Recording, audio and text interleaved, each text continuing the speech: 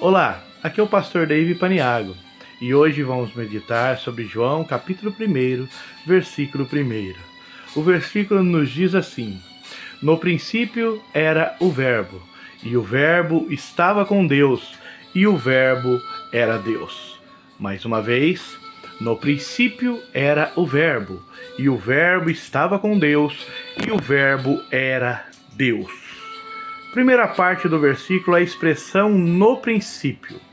Observamos nos evangelhos sinóticos que cada evangelista iniciou seu evangelho a partir de algum momento. O evangelista Marcos principiou seu evangelho falando acerca de João o Batista, já adulto, pregando o evangelho do reino. Mateus, após apresentar a geração de Jesus Cristo, descreveu contidamente Maria grávida do Espírito Santo.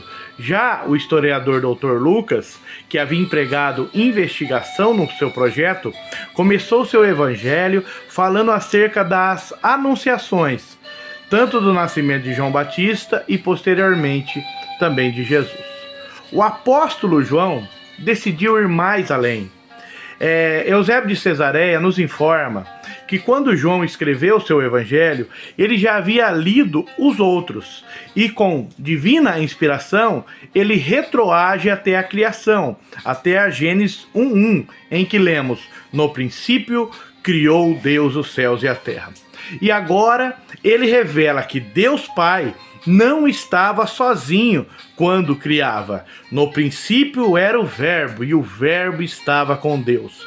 Cristo estava presente e atuante na criação. Então ele segue dizendo que todas as coisas foram feitas por ele, o Verbo, e sem ele nada do que foi feito se fez. Nele estava a vida, e a vida era a luz dos homens. Versículos 3 e 4. Esse versículo descreve Jesus como o início de todas as coisas. Ele era o Verbo. O termo verbo aplicado a Jesus procede do original logos e, apesar do seu amplo significado secular, traduzimos como palavra, razão ou pensamento. Aqui no versículo 1, quer dizer palavra divina, o que era desde o princípio, o que ouvimos, o que vimos com os nossos olhos, o que contemplamos e as nossas mãos apalparam. Isso proclamamos a respeito da palavra da vida. 1 João 1:1. Aqui é João falando de Cristo, chamando ele de palavra da vida. O mesmo vocábulo, logos, traduzido como palavra, se encontra em 1 João 5:7, porque são três os que testificam do céu: o Pai, a palavra, o logos, e o Espírito Santo, e esses três são uns. Quando o evangelho do nosso Senhor Jesus Cristo foi anunciado pela igreja cristã do século I, os vocábulos, a palavra, o verbo, foram completamente, satisfatoriamente compreendidos tanto por judeus e gregos, pois essas expressões eram conhecidas na época. Seguindo, e o verbo estava com Deus, e o verbo era Deus. O termo Deus aparece duas vezes nessa curta oração. Uma delas é em referência ao Pai, o verbo estava com Deus. Que Deus é esse? Deus Pai, que sugere a eterna comunhão entre Pai e Filho. A segunda referência aponta para o Filho, o verbo era Deus, porque o Pai e o Filho, sendo um quanto à sua natureza, são porém distintos referentes às suas personalidades. O verbo é da mesma natureza do Pai, ou seja, divino. Não se trata de um acréscimo de mais de um Deus aqui, posto que ao apóstolo foi revelado pelo Espírito Santo que o verbo divino está incluído na essência una e indivisível da deidade. Da mesma forma, o apóstolo Paulo transmitiu essa verdade ao dizer que, para nós, há um só Deus, o Pai, de quem é tudo e para quem nós vivemos, e um só Senhor, Jesus Cristo, pelo qual são todas as coisas, e nós por ele. Esse é o monoteísmo cristão. não é um monoteísmo judaico.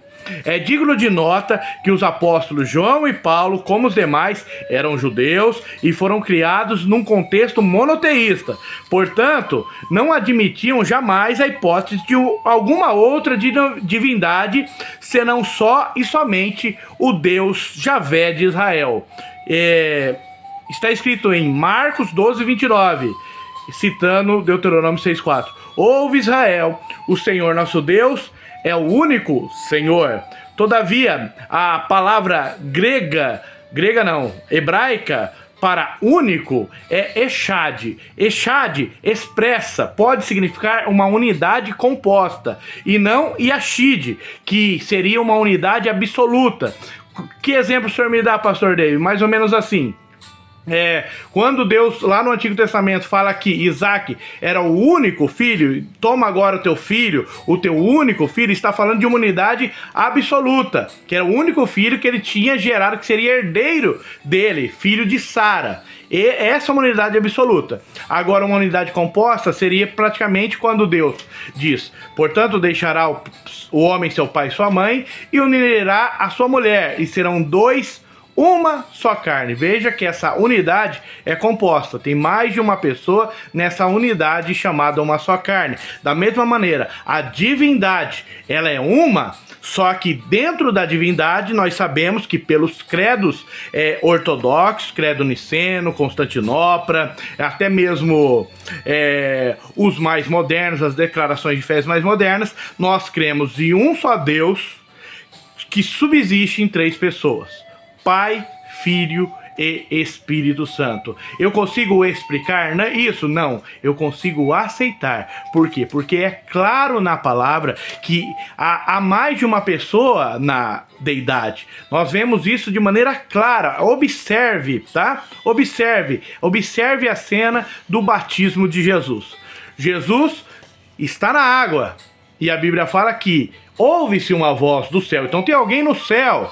E no mesmo momento, o Espírito Santo, a Bíblia descreve encarnado numa pomba. Então, ao mesmo momento, existe Pai, Filho e Espírito Santo. Como que eu explico isso? Eu não sei explicar. Eu admito que que a divindade se manifesta em três pessoas. Você também consegue ver lá em Apocalipse, se me falha a memória, capítulo 5, que o Cordeiro de Deus, ele vai até aquele que está sentado no trono, que é Deus Pai, e pega da sua mão um livro selado por 7 selos. Então são três pessoas que interagem ao mesmo momento entre elas. Então observamos isso. Então a Trindade é uma doutrina que é observada nas Escrituras. Então quando eu estou falando da Trindade, eu não estou querendo explicar a Trindade. Eu estou apenas admitindo que existe um mistério aqui. Por quê? Porque a Bíblia é clara que essa divindade que para nós é única, manifesta-se de três pessoas, não de maneira cronológica, como já pregaram. Era o Pai, aí de repente o Pai encarnou, aí virou o Filho, aí de repente ele subiu, aí desintegrou e virou o Espírito Santo. Não é esse tipo de coisa. Isso seria unicismo, monarquismo, tem um monte de nome para isso. Tá bom? Então a Trindade é uma doutrina observada. Se você é capaz de ler a palavra de Deus observando, então você tem que admitir que há três pessoas na Trindade. No mais, no princípio era o Verbo. O Verbo estava.